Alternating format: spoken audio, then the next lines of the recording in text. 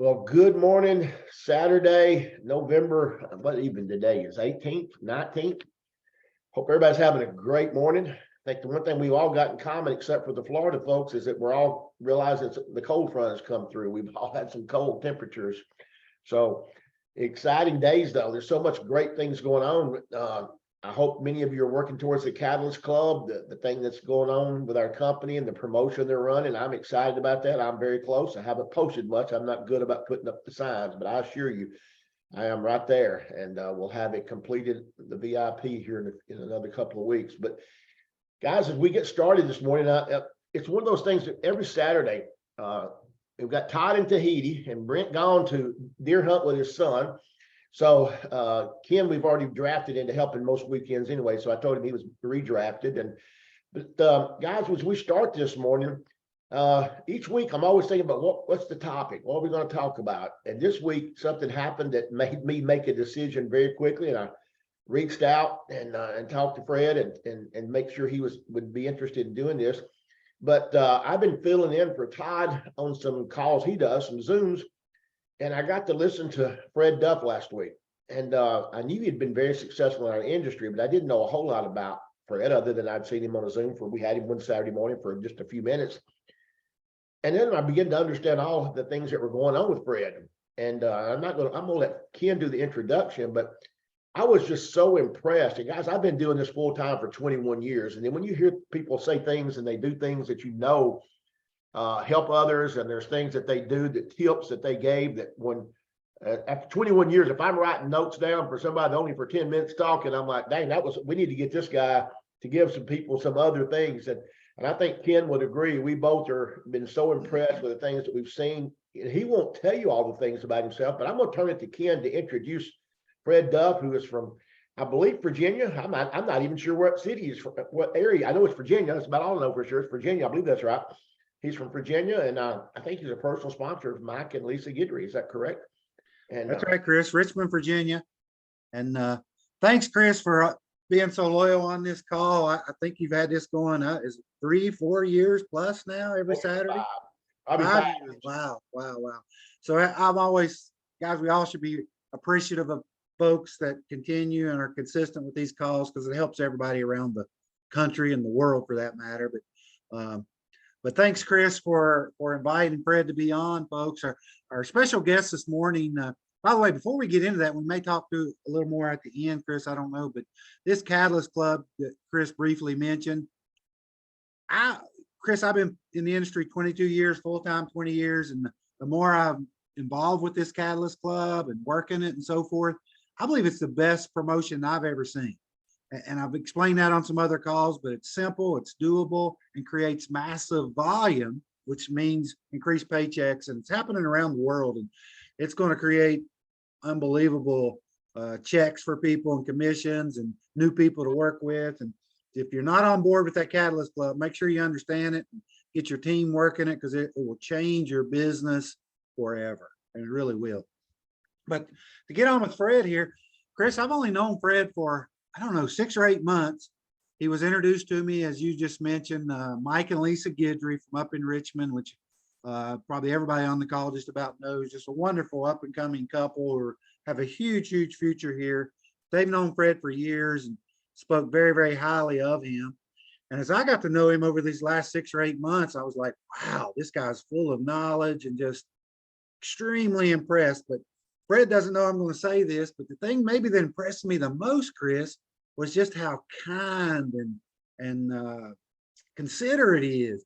Every time he has a question for me or wants me to explain something, I'll get a text, something like this, Chris. It'll say, Ken, do you have 2 minutes of your time today that you could give me? I'd be really thankful for that.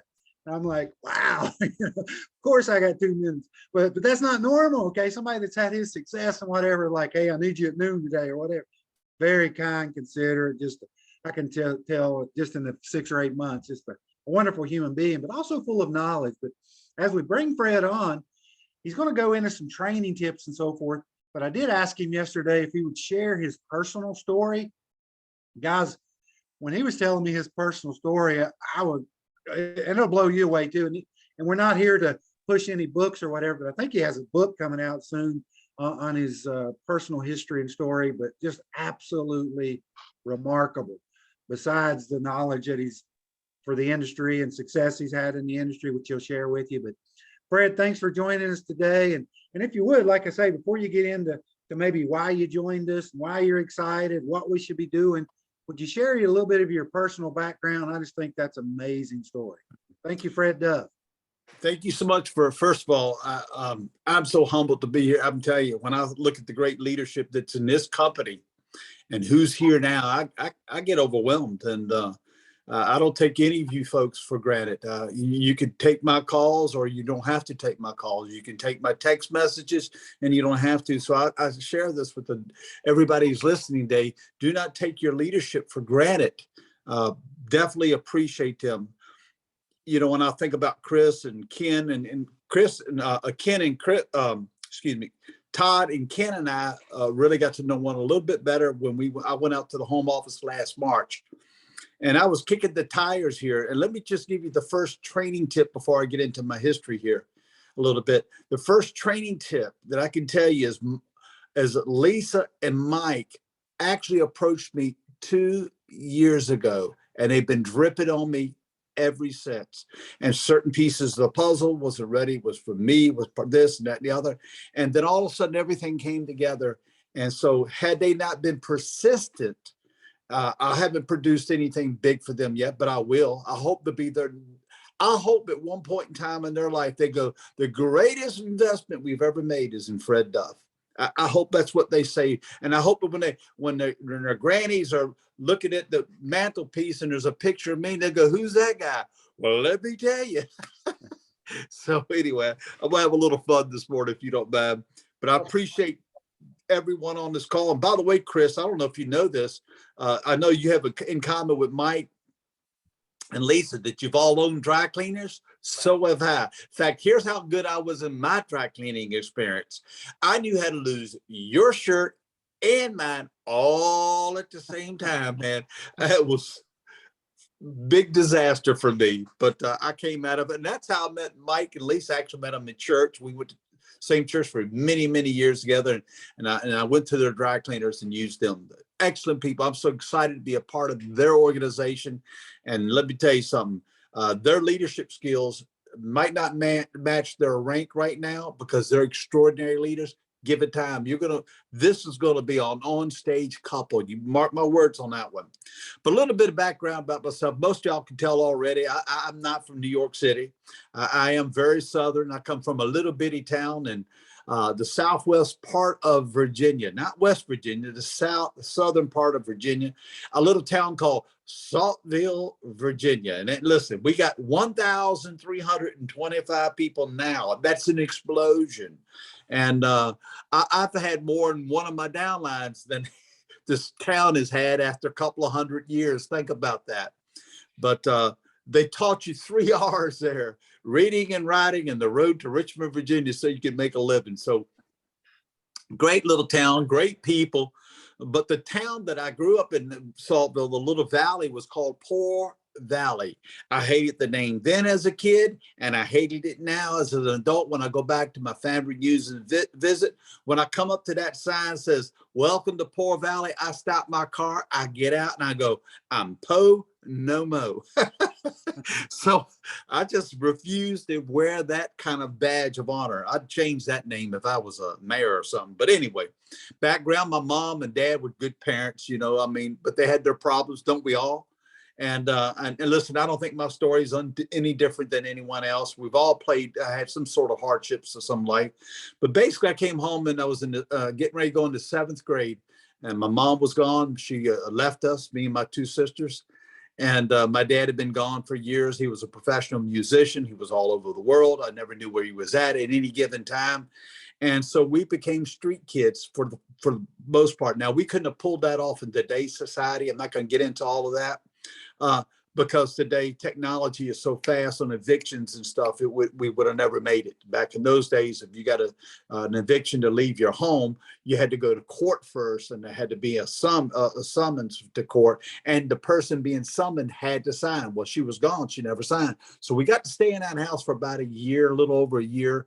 before things shifted. So listen, but don't feel bad for me, because what was meant to destroy me helped mold me a little bit, I believe. Now, listen, I had some learning defects.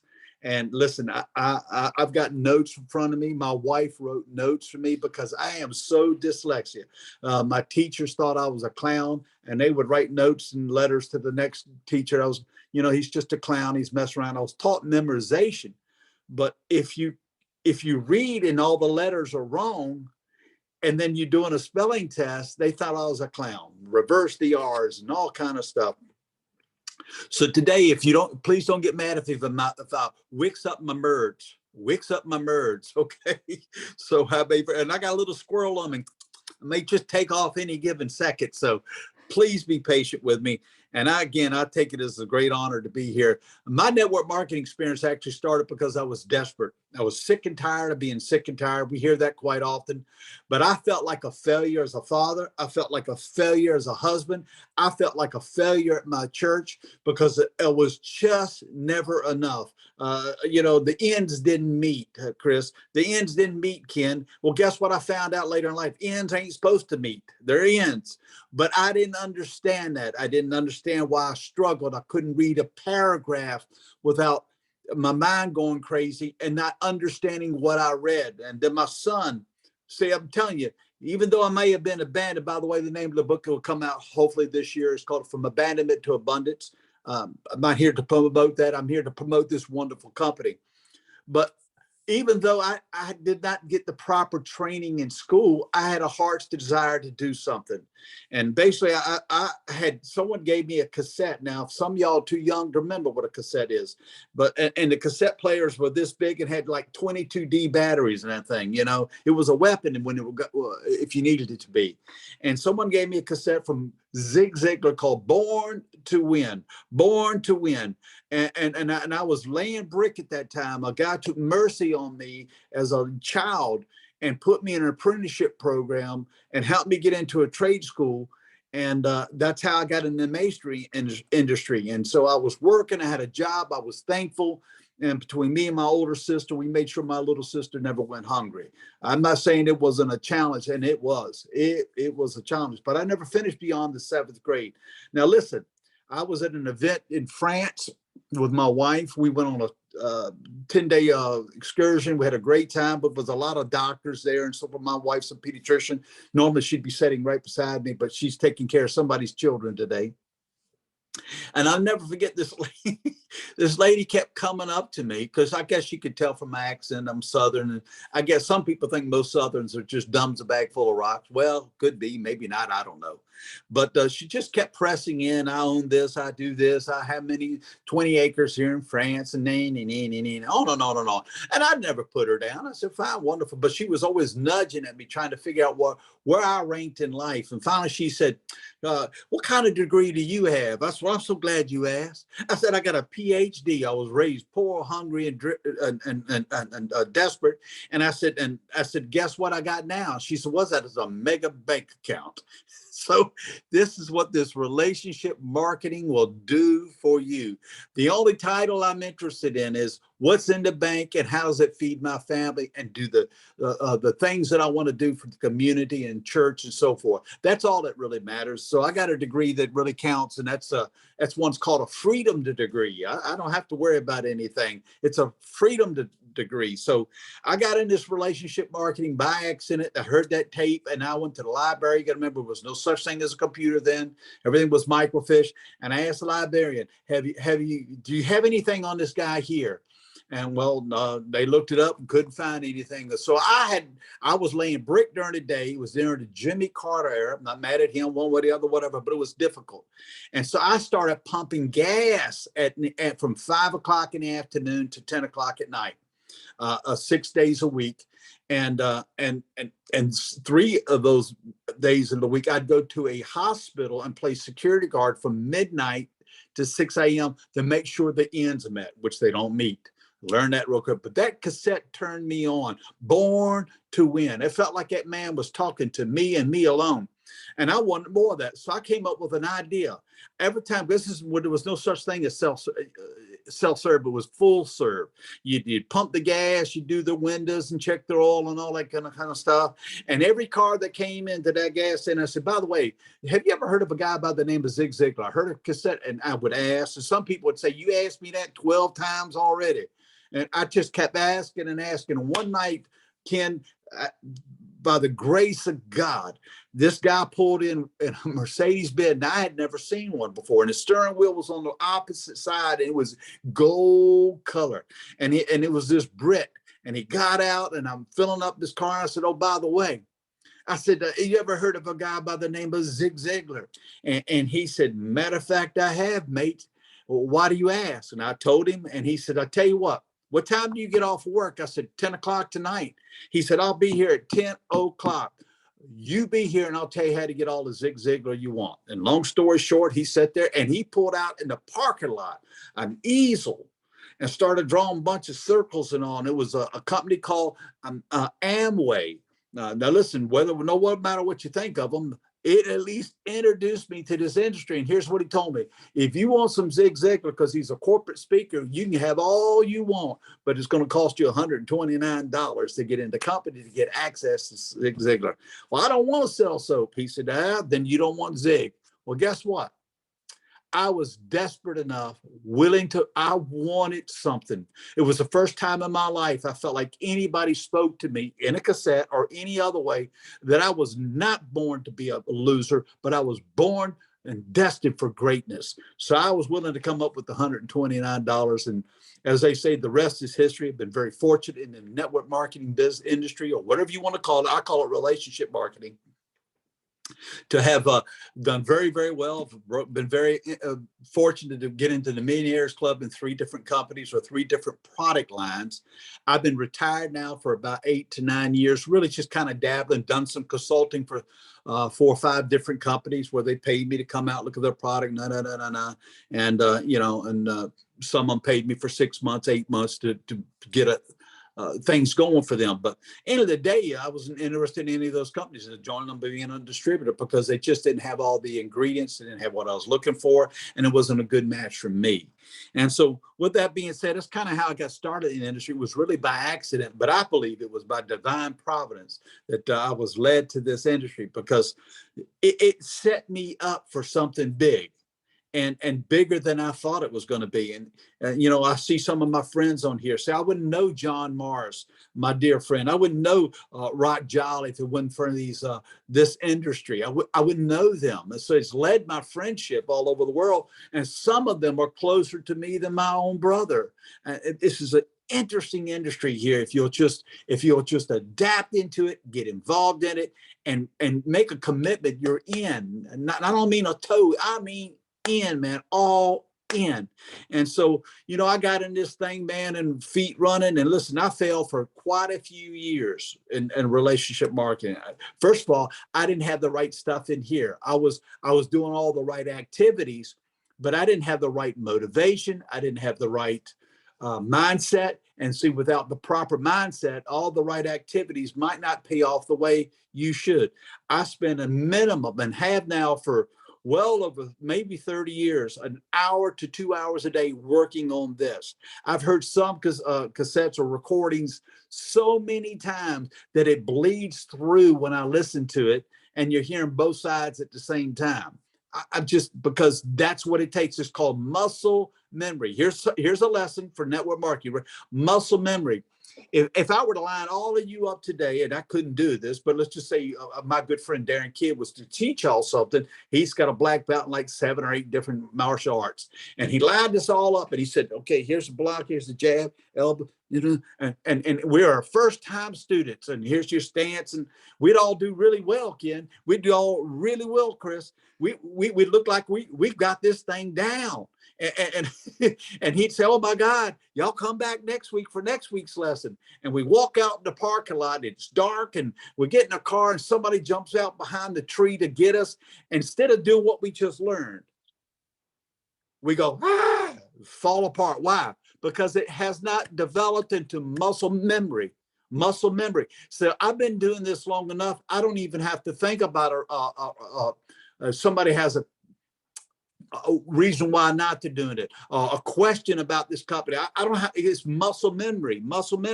So be redundant over and over. When y'all hear one of these, like today, maybe if you feel up to it, but listen to it all week long. Why? Because you're gonna forget 80% of what I just said. And so you have to rep everything to make sure you get it. Take copious notes. In fact, when I was with Ken and Todd and the home office, I walked around with this thing. I got notes from things they said to me that were so impacting. I said, I don't know if we're going to join the company or not, but I can use that information. It's right here. I never go anywhere without my journal and a number 2 pencil to write with. You just can't afford that. If you're on this call today and you're not taking notes, then you're not all the way in. You've got to get in so you can train your mind and get muscle memory so that no matter what comes our way, whether the economy goes crazier than it is, you can fight your way out to victory. I'm just telling you, you got to get in that mindset. Let me see what else. I had a couple training tips I want to talk about. I want to talk about real quick, having 10 in play. What is 10 in play? 10 in play means you've exposed this company to someone using a tool. It could be a video, it could be a recording, it could be a Zoom, it could be a one-on-one. But here's the key. It has to be anything but your lips moving. If your lips are moving, you better be pointing and reading at something, pointing and reading at our presentation. Why? Because your business has to duplicate 10, 20, 30, thousands of people deep with you or without you. See, if I did a great, and I can, see, listen, every time I do a home party, I don't do it. I get Mike and Lisa come and do it. Could I do it? Sure, I could fake it and make it, and they wouldn't, nobody would know the difference. But here's what I want them to know. I want them to know that we've got support willing to help us to get this thing done. All I do is introduce them and get out of the way. Introduce them, let them point and read. And then when they ask me, well, Fred, I don't know if I can do this business. And I go, well, what did I do with you? Well, you sent me a video. What did I do next? You sent me a 5-day trial. What did we do next? You invited me to your home. Can you do what I just did? Then what? Yeah, then you're in. How soon do you want to start making money? That's it. Can you do those type of things? Sure you can. And then meanwhile, we're training them to work on the muscle memory so they can start training their own team the same type of thing. As long as their lips are moving, if they are moving, without pointing or reading something that's corporate sponsored or your upline's presentation, you're saying the wrong things. Because here's what the person's thinking. Well, he's been doing this a long time. I can tell. I wonder how many years he went to school to learn how to do this presentation. Wow, he knows everything about the product. And there's some words there that are like 4 and 5 syllables. I don't think I can do all this.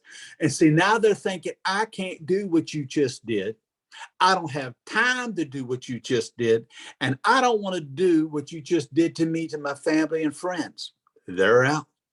But if you make it simple, a 3-minute video, a 5-minute overview of the company, and you get them in front of a Zoom with Ken or Chris or one of our leaders and let them do the presentation.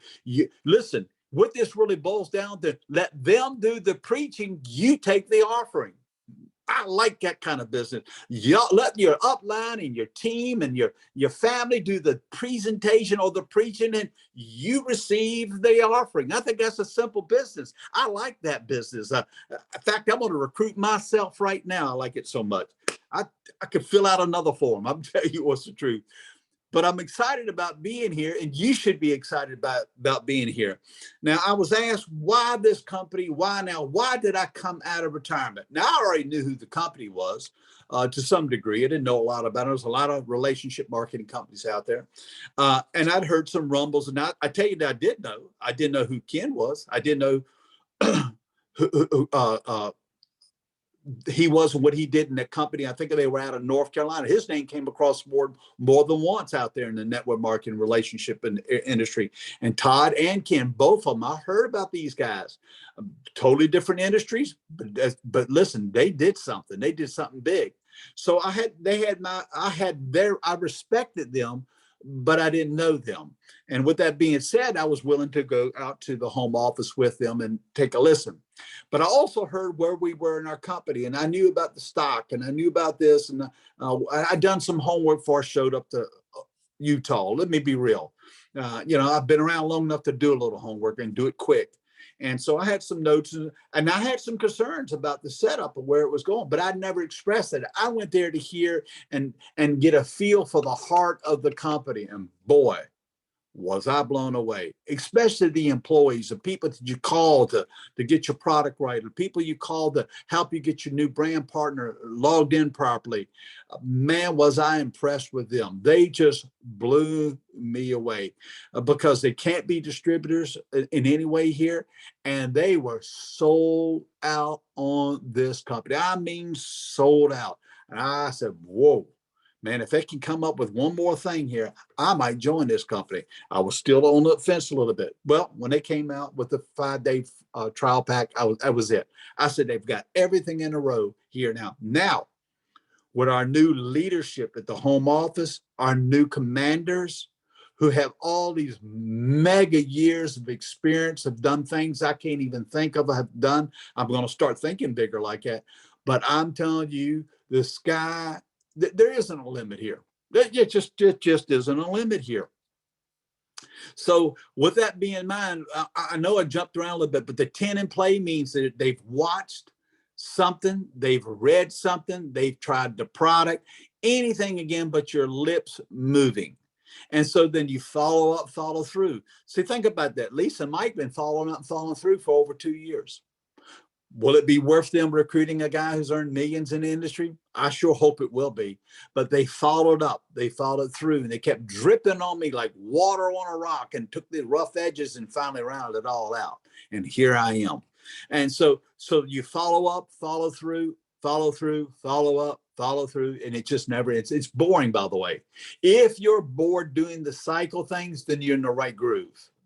It's when you go, golly, I got to get something new. I want something new. You don't want anything. They already know. Listen, why would I want to do anything different than Ken and Todd and Chris and the leaders here? Listen, if they start walking with a limp, I'm going to start walking with them. I ain't going to question, well, why are you doing it? My leadership is. Why are they doing it? I don't know. Well, why are you doing it? I don't care. They're making more money than me. I'm going to do what they do. Do you get the picture? Now, I'm playing with that a little bit, but I'm absolutely also very serious. Whatever I'm not here to reinvent this company. Listen, I'm getting in the rhythm of what they're doing. I'm getting my muscle memory retrained to fall in line with what they're doing here. And I mark my words, not that I'm bragging on myself, but I've got some big dreams here. I'm going to do some stuff that I haven't done yet. I believe being here right now, I believe everything that I've ever earned and done in the relationship marketing, I really believe that in the next 5 years, I can make everything in the past 25 years pale in comparisons. Hope that sunk in a little bit. I believe that. I wouldn't have come out of retirement. And so with that being said, I'm excited about being here. And I did want to talk a little bit, if I could just indulge one thing. I want to talk about a good friend of mine. He's passed away now. And a good friend of some of my friends on this Zoom right now. His name was John Gardner, extraordinary man. And he used to do wonderful presentations.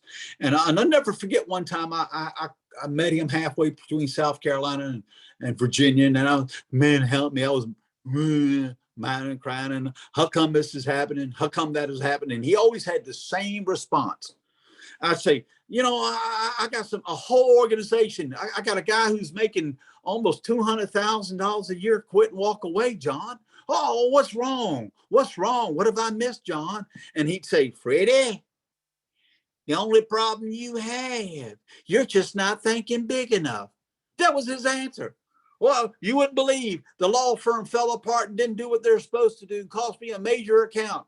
Freddie, you're just not thinking big enough. That's all he would tell me over and over. And finally, I began to think bigger than my problems, bigger than the setbacks, bigger than that. And I believe right now I got three signs that you are probably not thinking big enough about where we are and where we're going. So if I may give those, and then I'll turn over back to your leadership, hopefully. You don't wake up with your hair on fire.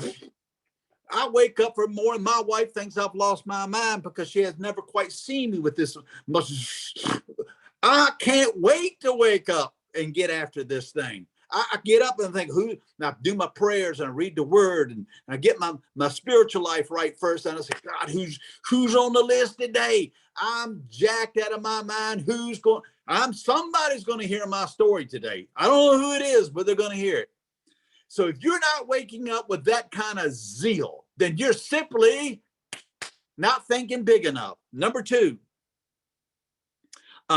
your why doesn't make you cry at night. Listen, I had a big why I got in this business. My son hadn't done anything wrong. And through like Chris didn't do anything wrong, woke up and the industry shifted and he had no business.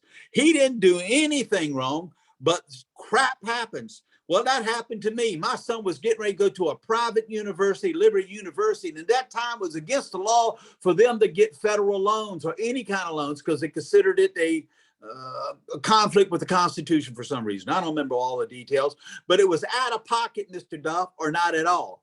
And of all the schools he picked Liberty University when he was in ninth grade. I thought, well, he'll forget this. And no, that was his passion, and that's where he went. And guess what? He got there. And just a week before going there, maybe 2 weeks, my life fell apart. I'm telling you, I had a crash like you cannot believe. Chris, I understand. I'm telling you, I'm thinking God has truly abandoned me now. What in the world am I going to do? I took my son to Liberty University, took him to his dorm, and they did all the check-ins and everything. And I was supposed to go by the admins on the way out of there to make financial arrangements. I didn't go. I went home. And guess what I had on my old, remember we don't have messaging like we had. It was on a recording. I got home and it was about 7 of this from the same lady from Liberty. Mr. Duff is imperative. Mr. Duff is imperative. I called her. She's, Mr. Duff, we're so excited about having your son here for Liberty University. Now I was so excited too. And she says, however, you probably misunderstood and just stopped by and see me. How do you want to take care of this outstanding debt for this year? And I told her my sad story, and it was sad. And she says, I am so sorry to hear that, Mr. Duff. And long story short, I said, would you do me a favor? My son didn't do anything wrong. This has been a dream of his to be here since the 9th grade. Could you take a couple post-dated checks? That's when we used to be able to do those type of things. And she said, oh, I can't do that. It'll cost me my job. Listen, I just kept on and kept on. And finally she said, Mr. Duff, yes, ma'am. She said, okay, I'm going to put my job on the line.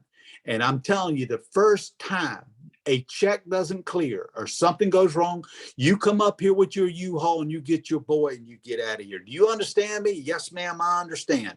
She's, by the way, how many checks did you have in mind for this amount of money? And I went, about 17. I said, oh, my God. So she went off on that. Now I had to sell that. Well, I did. But let me tell you something. When I'd come home from laying, I wasn't full-time in this industry at that time. When I'd come home from work, I'm tired, my body hurt from laying brick, and it was cold and bitter, and everything ached. And we had a rule we wanted to do, 5 exposures a day. I would recommend a minimum of 2 if you're some of the time, part-time here. But we had a 5 goal, me and a workout partner by the name of Darren Kidd. We held one another accountable. And my vision that would cause me to get up sometimes as late as 10 o'clock at night and go out and get 2 exposures or 5 exposures, whatever I committed to. But then I had this vision in my mind and in my heart that I pulled up to Liberty University on a beautiful warm day. And my son was coming out of the dormitory with 3 or 4 of his friends, and they were all linemen. My son was a lineman, football player, and he sees his daddy, and he runs out there to me. And listen, my son's 40-some years old today. If he saw me right now, he'd give me. He don't care who's looking. He'd kiss his daddy and hug his daddy. And he runs out, and I could just see him doing that. And he turns to his buddy and says, "My daddy's here. We're going to get a good meal today. Dad, can you take us to a buffet?" "No, son. I failed as a father. Go in there and pack your clothes. The reason I got the U-Haul, I failed. You can't stay here another hour. I'm telling you, that thing motivated me. I would cry. So you got to have a why big enough to make you cry at night. Here's the rule. If you're not weeping inside about desperation of achieving something with this company, you're simply not thinking big enough. I'm telling you, you're not thinking big enough. So get after that. Third and final thing is, if everybody calls you, you're the lawnmower fixer for the neighbors, you're this, you're that, the church, and listen, I do church work and I do charity work, but everybody calls you with their problems and you got time for it. Oh, okay, I'll run up and get you a carton of milk, Mrs. Johnson. And she just rode down your street. If you got time for everybody except your burning desire, you're simply not thinking big enough.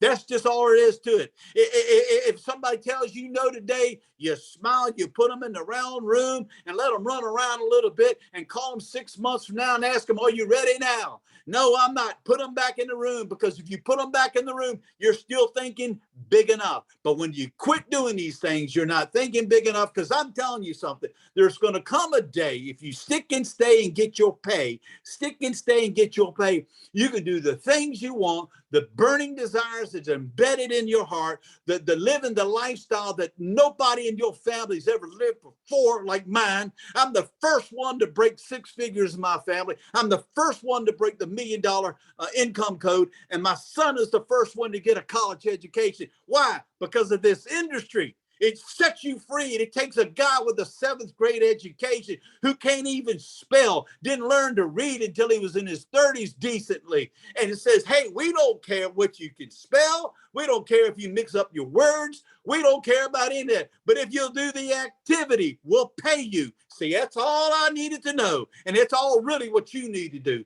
If you will plug in and do what your leadership is asking you to do for yourself, Nothing is unlimited here. See, I don't believe I don't want success. I demand it. I demand it on myself. Because when I go out of here, here's what's going to be on my grave. I just preached this in a church not long ago. When it's on my grave, here's my tombstone. Here's a man who loved God and his family with all his heart and who had a dream, who never quit. Now, how about you? What are you going to do about your family? Listen, Thanksgiving's coming up. They better not come in your house without them getting a 5-day trial pack. They better not. And if they don't want to, let them go eat up at Denny's. You see, you got to be hard and tough enough, long enough to fulfill these dreams that you have for your wife, your family, and for your kids, and for yourself. That's all I have to say today. Back to Ken or Chris or whoever's, if I ain't messed everybody up and run them off. Fred. I tell you what, I believe Zig Ziglar has come back. and a mistake you just made was you're going to be asked to be on Zoom after that. Outstanding. Chris is texting me. Everybody's texting me. Wow. Phenomenal information. Nugget after nugget after nugget. One of my favorite, let your upline do the preaching and you take the offering. I've never heard that. That's outstanding. One thing that you kept focusing on there, Fred, that absolutely loved was that this industry was bigger than you ever thought. All right. Yes, sir. And to think big. And I know Chris agrees. Chris, as I look back, and Fred, as I look back of how blessed and what this industry's done for me, it's far, far bigger than I ever believed in the beginning. I mean, to create time freedom and last year build my dream house. And just I could go on and on what this industry's done for me, a country boy from a holler. Hopefully most of you know what a holler is in West Virginia. By the way, try explaining, I was doing a meeting in Kansas one time, Chris, and I used that word holler. I got the blank look of a dairy cow. What? Try explaining a holler to somebody. But it's amazing. But go ahead, Chris. Let me let you comment, and I want to maybe close with one thing. You know, there were so many nuggets there, and it's odd that I just got that from Fred, from me thinking that from just about a few minutes that I heard him the other day, and I'm like, this guy's got it. He understands it. This 10 and play was such a. I want y'all to all think about what he said about there. That's what got me wanting him on this call. He said, I keep 10 in play. And when people call me and say, I'm struggling with this business, or I can't get it to go, and I'm not getting anywhere, they don't have 10 in play. I don't mean that to sound bad, but I hear people all the time, and I want to make this very clear. That's what got me so pumped up about Fred. And I called Ken. I'm like, I don't know who this guy is, but he knows this. I can tell he's got experience. So when people say I'm struggling, they work a prospect. I see this all the time. I got this prospect. They'll call me, and they're working this prospect, one prospect, and they'll work it for 2 weeks, and they get a no, and then they work a prospect. And about 3 prospects in, they've had 3 rejections, and they're quit. Yet Fred's not thinking about quitting. He's thinking about 10 in play. And I love what you said about your why had to make you cry. I mean, that's probably one of Ken Bailey's favorite topics. Walk in and tell your kids, I can't do it. Daddy ain't good enough. I've heard him say that many times. We've heard one of our leaders that said that. And I was desperate. And I mean, I think sometimes when people think that you've made it to the top of the mountain, or you've really had a lot of success in something, there's 2 things I want to point out, though, and I'm going to turn it back to Ken. If you look at the number of people on this call, the one thing, Fred said he's probably got a half a dozen people from his team on here, maybe not that many. Guys, can you tell that he has a giving heart? This is about, I felt that from him in that little call we had during the week. Guys, this business, if you're ever going to be really big, it can't be just about you. Yes, we're doing this for ourselves, and we're doing this for our kids. I'll be the first to tell you that.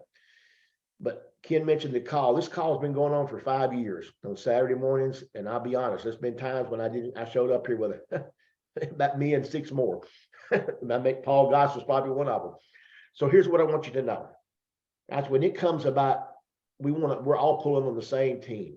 If there's one thing that I'm trying to instill on what we're doing here, is that Fred, I can tell it's not about him. It's about, yes, he wants to do well. We all do. But man, it's a team sport. And when you really recognize that, and I'm not gonna bring up people or teams, but guys, when I see teams working together and they're really about them, not about my accolades, I will talk about one, a guy named Antonio Brown. He was a great receiver, but it's all about him.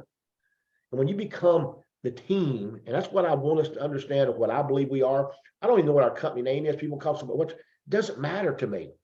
This is what our company is. So like God, it ain't about which church you go to. We're all trying to pull the same. It doesn't matter the label out front. We're all Christian. We're trying to get to the same thing. So I'm just excited. Fred, I don't even know what to say other than to tell you, like Ken said, you messed up, because now we're going to wear you out with some other calls. We're going to get more. So Ken, I'm going to turn it to you. I mean, I know that you've never even talked about him much to me, but I was just so impressed with the things. By the way, I'm going to give you a little compliment here.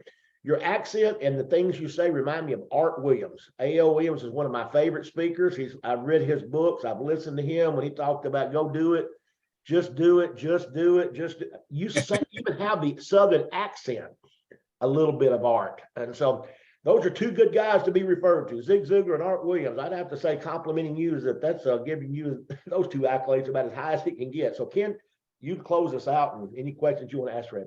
Yeah, truly, that's as good a 30 minutes or whatever training and so many nuggets as I've heard in my 22 years. And that's the truth. Last thing I want to close on is something he said, and I was thinking about this even before the call, Chris. He said his mentor always said, think bigger, think bigger. I'm going to share something real quick. Won't take a second here. I was in Maine back in August on a bear hunt, but I was sitting out on the porch in front of the cabin, Fred. I look out and I see a butterfly walking around. And I thought, how strange for a butterfly to be walking. And then a thought come to me, how many people are butterflies walking? When you have the ability to fly at any time, guys, you're not thinking big enough. You can soar with what this company has with the timing right now, $300 million debt free, with the Catalyst Club, with the ownership with experience that Fred talked about. Guys, don't be the butterfly walking. You can take off flying, and right now is as good a time as ever to take off walking. And I'm going to hand it back to Fred to finish this up today. Well, I appreciate that, all the accolades, and I just give God the glory, to be honest with you. I wish I had all the talent that some people seem to think I have, but I'm very grateful. God has been good to me. hopefully when the book comes out, it'll explain the back end that I really don't want to cover right now. It's not the right place. But I will say this, I have two mottos that is 10X. I wear a hat that says 10X. I wore it when I was in France. A lot of people ask, what does that mean? It means life is going to be 10 times, or this business probably be 10 times harder than you ever thought. But guess what? The rewards will be 10 times bigger than you ever dreamed. Is it worth it? You bet it is. So I'll leave it right there. Worth it 10,000 times over, 10,000 times over. Thanks, everybody. And we'll be seeing you on other calls next Saturday. We're going to be on Andrea Rosser's call tomorrow night at 9 o'clock Eastern, Sunday. Yeah, but exciting things going on for the company. And we appreciate everybody. Appreciate you, Chris. Thanks, Fred. Thanks, Mike and Lisa, for bringing Fred to our company. Amazing talent. God bless That's right, everybody. guys. Thank